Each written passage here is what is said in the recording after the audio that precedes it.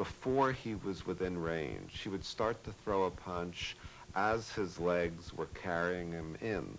So if the opponent waited until Muhammad was in range to punch, it was too late because Ali's punch was already on the way. When he came back from the layoff, his legs just weren't the way they were before. Meeting Jerry Quarry in Atlanta in October 1970, Ali began his crusade to win back the heavyweight title, something Jack Johnson and Joe Louis never succeeded in doing.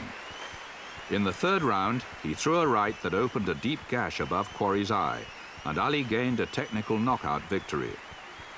The elite of Black America were in the arena that night, dressed in their best, all there to celebrate the return of the man Reggie Jackson called the King of the Athletes. Now the biggest event in the history of boxing was about to unfold as Ali prepared for a title bout with Joe Frazier, who had usurped Ali's #1 ranking in 1968.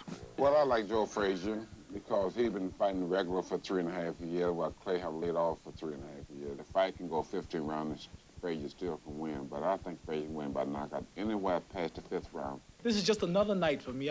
The way you all build it up, Life magazine cover, Time magazine, everybody gives their opinion. Dempsey says I'll lose. Joe Louis, and when Joe Louis said I'm gonna lose, I said I knew I done won this one. But Joe Louis always picks the wrong man. Always pick the wrong. Where's Joe Louis at? Joe Louis is here tonight. Where's Joe at? Joe Louis! Joe smart. There were 1,300 demands for press passes from around the world to cover what was being touted as one of sport's epic battles in Madison Square Garden. 7 years after Ali changed his name, promoters were still calling him Cassius Clay, but some things were different. With both fighters receiving $2.5 million, Ali discovered he was now worth more than ever before. Frazier was a brilliant infighter with his left hook and go-for-broke style. Ali managed to antagonize Joe by calling him ignorant and ugly. Ali was his usual self at the pre-match conference, but Frazier was all business.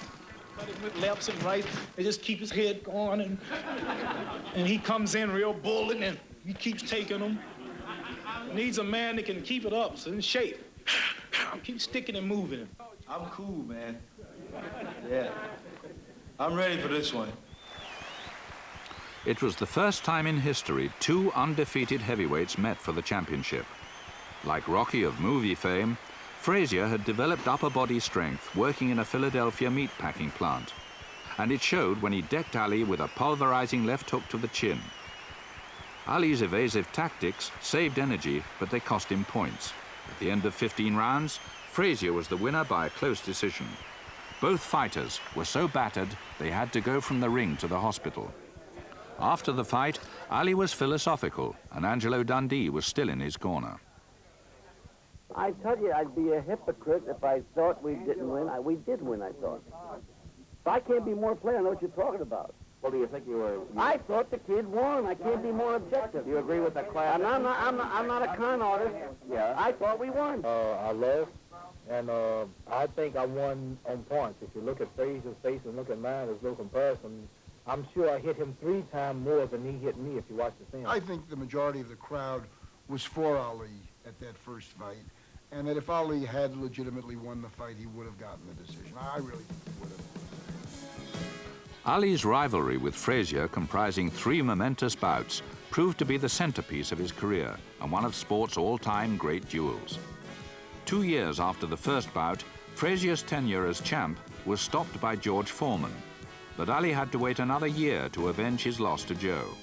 He won by a decision in their second fight, then confronted Foreman, the heavy hitter who had so badly beaten Frazier. Like most Ali fans, when he went off to Kinshasa to fight Foreman, I thought he was going to get killed. I was terrified for him. What Foreman had done to Frazier, this was a man whom Ali could not put down, whom Ali could not hurt. I mean, Foreman had destroyed him like he was a baby. And we all thought that, or not all of us, but most of us thought that Ali was coming near the end of his skills and that he was risking serious damage by going up against this young animal. The fight in Kinshasa, Zaire, in 1974, pitted Ali against a younger man with 40 wins, no losses, and considered unbeatable. But Ali's tactics that night made George throw so many punches in the early rounds he grew arm-weary, and Ali stepped in to finish him off in the 8th round. It was Ali's greatest victory, and as one observer put it, it probably inspired more global joy than any sporting contest in history.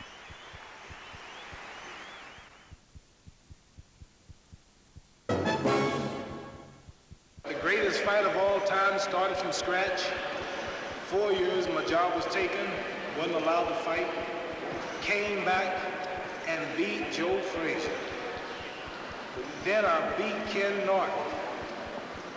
And the showdown was George Foreman. I annihilated, knocked out George Foreman. If you had told the public that Muhammad Ali would knock out George Foreman, they said you're crazy. Now here I sat before your eyes.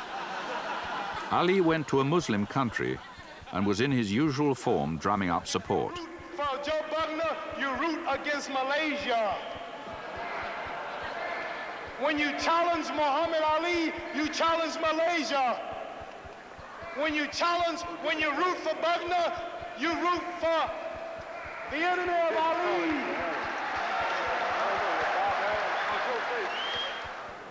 Joe Frazier, borrowing a page from his tormentor's book, made an unannounced visit to Ali's training camp in Kuala Lumpur. This prompted Ali to put aside his preparations for Joe Bugner. You had your chance twice. You blow. I whooped you the first time. And after I destroyed George Foreman, you have the nerve to challenge me. I'll tell you what I can do. I don't have to fight you in the ring. We can fight here today. Any time Frazier and Ali met, it was a case of spontaneous combustion. And it would culminate in one of the most famous fights of all time, the Thriller in Manila in 1975. 225 pounds, dancing for 15 rounds, 33 years old, impossible, has never been done. Flyweights don't dance, lightweights don't dance, middleweights don't dance, but the heavyweight dancing for the whole 15 rounds. And you wait, all knees shall bow when I get the gorilla in Manila. I never been the type of guy to predict any particular rounds. Like I said earlier, I would like to see the fight go to distance because I have something for my man. I'm in shape. I'm ready to go to distance. We've worked on a lot of things, and I know that he's going to be trying a lot of things in this particular fight, so we want to punish him for 15 rounds. My left hook had caught him 1 minute. He was standing so tall. The next second, he began to fall. It was a first round knockout. One punch and then first round knockout. And he was out until a count of 10.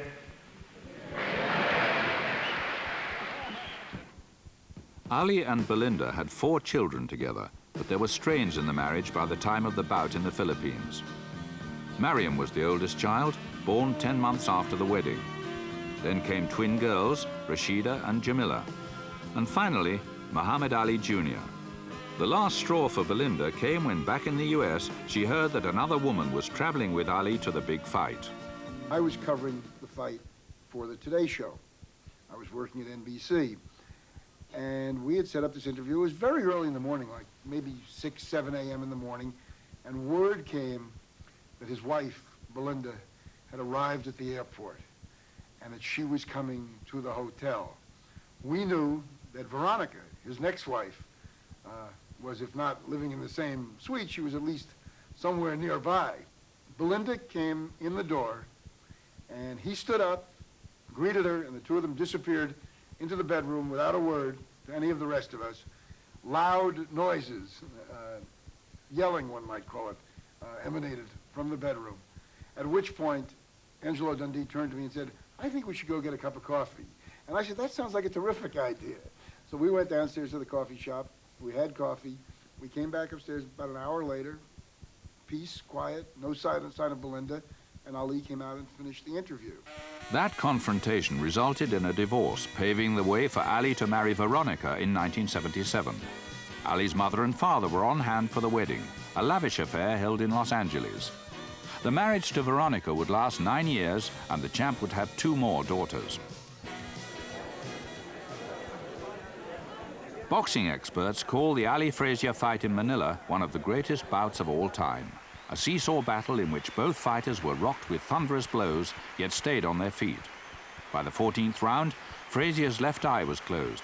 He could barely see out of his right eye, and he was spitting blood. When Joe's cornerman refused to let him come out for the 15th round, the fight, once again, went to the greatest. It should have ended right there. He should have been taken to Mount Kilimanjaro, which isn't that far away, and he should have been preserved in snow like Hemingway's leopard, because that was the best moment. He had done it all. He had proven everything. He didn't have to go on and fight the Sphinxes and the other people, all of which just diminished the myth and the legend and go on to do commercials for rat killers and roach killers. It should have stopped there. It would have been beautiful. Ali fought 18 times after Manila, winning only 6 before losing his title to Leon Spinks in 1978. When he beat Spinks later that year, he became the first heavyweight to recapture his crown a 3rd time. Look at the nose and the eyes and the lips. I'm actually a pretty man. I mean, I'm not conceited, I'm convinced. So that's why I'm so lucky today to be here, able to make these boasts, and now forever champion, to get away clean, to come back and get out and be able to say, I'm the first black man to win and get out clean. I'm happy to be getting out. I mean, it's been hell. Ali had been taking blows to the head and body since the age of 12, and punches from sparring partners were just as real as hits from opponents in the ring. Even as he made 2 vain attempts to come back from retirement, losing badly both to Larry Holmes and Trevor Berbick, Ali was developing Parkinson's syndrome, a nerve problem caused by damage to the stem portion of his brain. Though not life-threatening, the condition produced visible changes in Ali's public persona and caused him to accept the inevitable departure from boxing. What do you think about it all tonight? Father Time caught. Father Time caught you? Once you get past the speech problem with Muhammad, once you get used to his speech, which comes fairly quickly, you can relate to Muhammad like anybody else. He does all the things in normal living. Ali's life after boxing would be close to normal thanks to medication, his own positive attitude, and the support from his extended family. Ali never lost touch with the offspring from his marriages. His support arrangements for former spouses were magnanimous, and he felt a sincere bond with all of his children. Belinda's children grew up aware of their father's affections, but deprived of his presence in their lives. So did Hannah and Laila, the daughters of Ali and Veronica. There were 2 girls born to women outside of marriage, Mia and Kalia, and Ali never denied responsibility for their support. Lonnie Williams, Ali's 4th wife, grew up across the street from him back in Louisville. They were married in 1986. Living on a farm in Michigan, Ali draws strength, companionship, and admiration from the girl next door.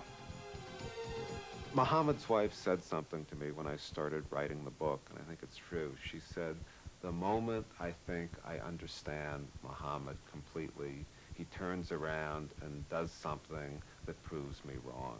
I got more experience. I'm a world champion. I'm ranked as the greatest champion of all times. This man's ranked number 5 in the world. I'm not ranked number 5. I'm not just a champion. I'm ranked as the greatest champion of all times. And he will fall in the round he called. He will fall in the round he called. So whatever round he said I'm going, that's round he's going.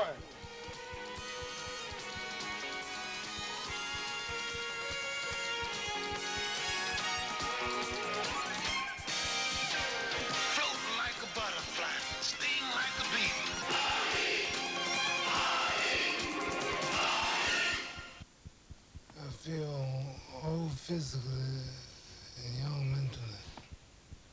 I don't think he has regrets. I don't think he has regrets. I don't think he should have regrets. We have the regrets. We are sorry because he's not perfect anymore. But he knows the price he paid, and he knows what he was paying it for. I'm still the greatest of all time. It is a given that in the boxing business, in the fight business, you can hurt yourself. You can suffer permanent or temporary damage to the brain or the body or whatever. That is just one of the risks you take. You just don't want to see it happen to Ali because he's an icon, because he's a hero, because he did what he did in the mid and the late 60s. You don't want to see bad things happen to somebody you think is good. And even today, you think of Ali as being somebody who stood up for what he believed at a time when it would cost him the most. At the ACE Awards, I had the pleasure of introducing all the champions. And the audience, with a full auditorium of people, were patient to wait for me to finish each name before they applauded until his. And I think I didn't even get his name started.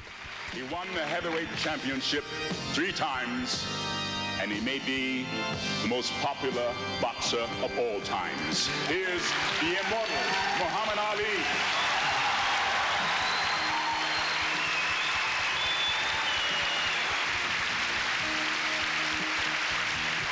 Ladies and gentlemen, the champions of the world.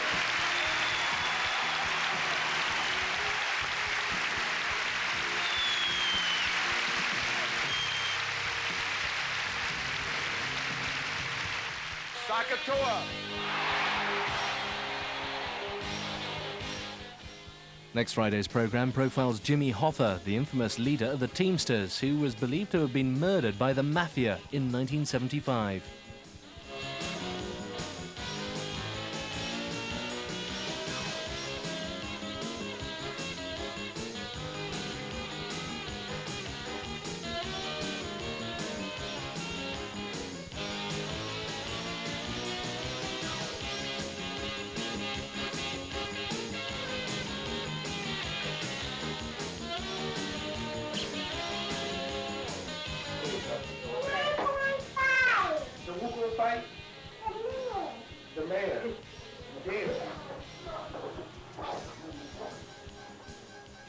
Would you please cook me some dinner? I go to work all day. I've been out all day. And when all you have to do is to lay around this big house and live easy, and at least you can have my meal on time. Woman, please, is the food ready? Yes. All right. Come on, let's go eat. That's one thing you don't mess with, is color folks' food and color folks' money.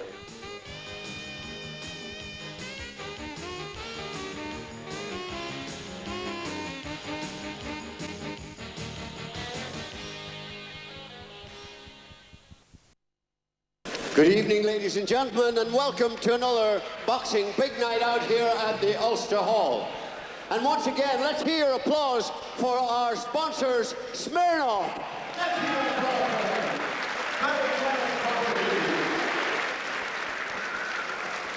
First contest this evening, a heavyweight contest over 6 two-minute rounds between Joe Egan and John Williams. At the weigh-in today, Egan weighed 14 stone and 3 pounds. Williams weighed 13 stone 12 and 1/2 pound. Ladies and gentlemen, from Tottenham in the red corner and on my right, John Williams. From Dublin, boxing out of Belfast, on my left and in the blue corner, Joe Egan. Your referee for this contest, Mr. Barney Wilson.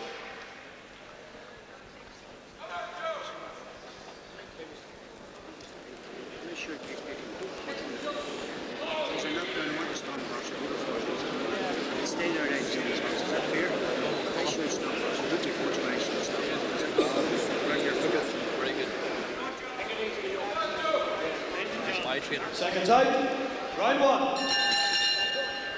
So the big moment for the big man comes. Joe Egan. Big, tall, well-built man. And his professional debut.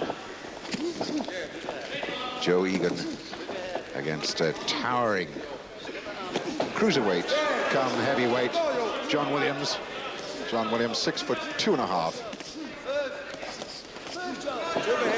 And this young man from Dublin, now fighting out of Belfast, facing a professional audience for the very first time, a testing moment for him. Dave, can you look back to, Dave McCauley, can you look back to that day, your very first one in front of a professional crowd? Yes, my first professional fight was against John Mulwamy from England, and I actually got a draw. And I'll tell you this, it was my first professional fight, and I was as nervous as hell, so I was. Unbelievable. I know how Joe feels tonight. It is a testing moment. Fine amateur career, of course, but now he's up with the pros. Leading with a long left hand.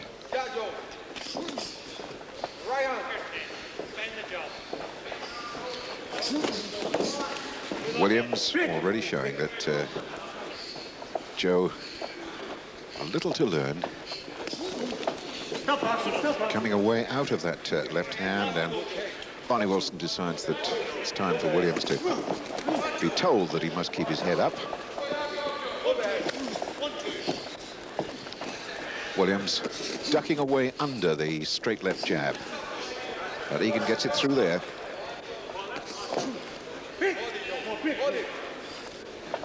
A little trickle of blood from the right eyebrow of Joe Egan as he goes back to his corner. Trainer Paul McCulloch has a look at it. Joe Egan,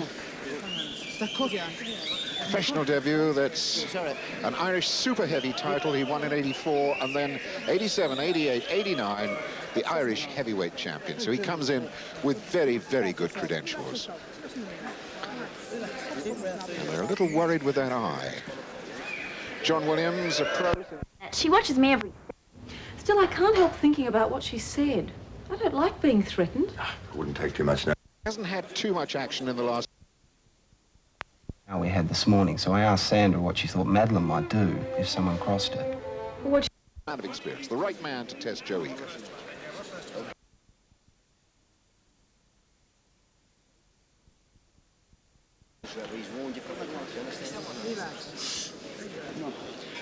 There's some worrying signs in that corner of Joe Egan's. There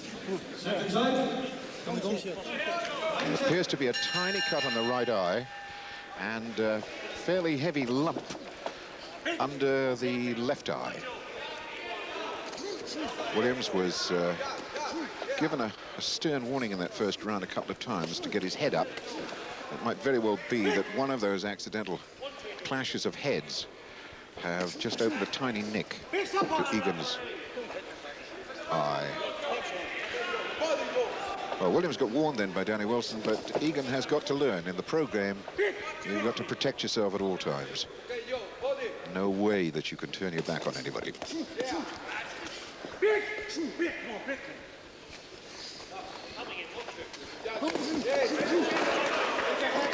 Solid punching from Joe Egan then.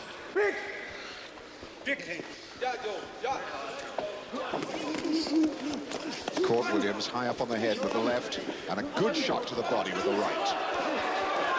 And Egan wanting to have a bundle now.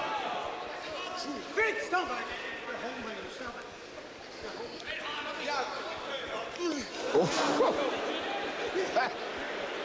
That was a positive haymaker. That one started outside the Ulster Hall.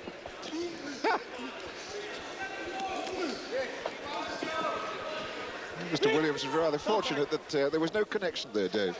Yeah, Joe seems to be a wee bit overeager at the minute, so he does. He just has to settle down slightly and just get everything in his stride. But he's throwing some good hard shots, so he is.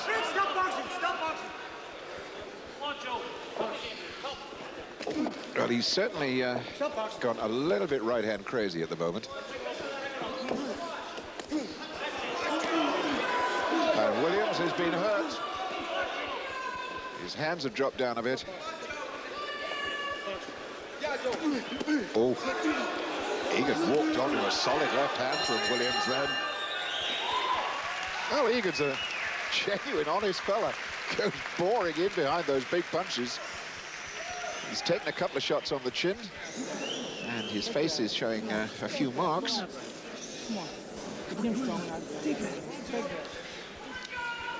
There's some fairly heavy punches coming out from Joe Egan there. Yeah, he threw a few good solid right hands, but he took a few himself, so he did a few good shots to the body there. What's that job? And throw the right over the top. You can't mess with that right. Don't be loading up. You understand? Don't load up. Don't load up with it. Right, just let it come natural. And you can't mess inside with an uppercut. You can't mess with it. You understand? Yeah. Words of wisdom from Barney Eastwood and from Paul McCulloch. You understand? Yeah. Okay. You can't mess inside with the uppercut are the instructions. So we could look down on them as they come out for the third round. Paddy Byrne, that's Johnny Williams' manager, is telling him to get on his bicycle and fight behind the jab. Don't get in tight. Certainly when Williams bends his head down like that, the instructions from the corner are quite accurate, aren't they, Dave? Yeah. A good uppercut would really whack him. Well, this is what he's being told from the corner by BJ and by Paul. A good right uppercut will just carry this man's head clean off his shoulders because he puts it so low. So he does. Well, Joe Egan, who works for Delta Airlines in Dublin, certainly would like to lift Mr. Williams right off the ground.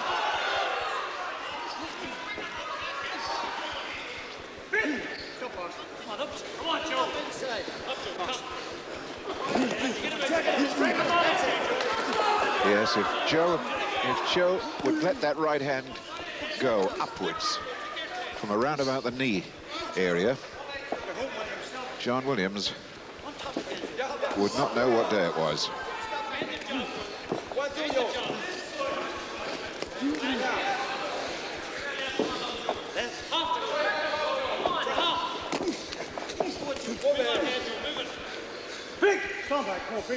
Well, his own defence isn't too clever, Dave, Joe Egan, but he certainly dishes a punishment out.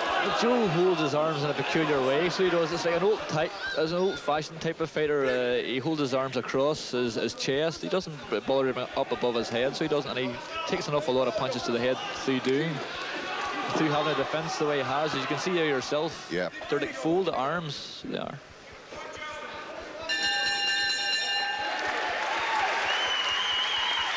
So, the debut boy goes back to his corner while John Williams gets some words of wisdom from his manager, Paddy Byrne. A lot of managers who talk to him.